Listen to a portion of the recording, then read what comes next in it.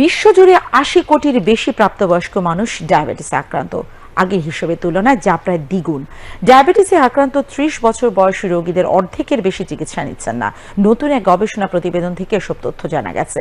Lancet সাময়িকীতে প্রকাশিত এই গবেষণা প্রতিবেদনে বলা হয় ২০২২ সালে বিশ্বজুড়ে ১৮ কিংবা তার বেশি বয়সীদের মধ্যে প্রায় ৮২ কোটি ৮০ লাখ ডায়াবেটিক রোগী শনাক্ত হয়েছে। তারা ডায়াবেটিসের টাইপ ১ কিংবা টাইপ ২ ধরনের আক্রান্ত। বিশ্ব স্বাস্থ্য সংস্থার আগের এক হিসাব অনুযায়ী বিশ্বে ডায়াবেটিকে আক্রান্ত রোগীর সংখ্যা ছিল প্রায় ৪২ কোটি ২০ লাখ। গবেষণায় দেখা যায় ১৯৯০ সাল থেকে বিশ্বে ডায়াবেটিসের হার ৭% থেকে বেড়ে ১৪% হয়েছে।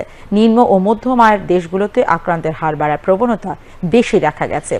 গবেষণা প্রতিবেদনে বলা হয়েছে আক্রান্তের হার বাড়লেও এসব অঞ্চলে চিকিৎসা নেওয়ার হার তেমন একটা বাড়েনি।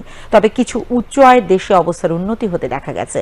এনসিডি রিস্ক ফ্যাক্টর কোলাবোরেশন এবং বিশ্ব স্বাস্থ্য সংস্থা যৌথভাবে গবেষণাটি করেছে। এটি প্রথম কোনো বৈশ্বিক বিশ্লেষণ যেখানে সব দেশের আক্রান্তের হার এবং চিকিৎসা সংক্রান্ত বিষয় অন্তর্ভুক্ত করা হয়েছে। ১,০০০-এর বেশি গবেষণার উপর ভিত্তি করে নতুন গবেষণাটি করা হয়েছে। ওই ১,০০০-এর বেশি গবেষণায় কোনো না কোনোভাবে ১৪ কোটি বেশি মানুষ জড়িত ছিলেন।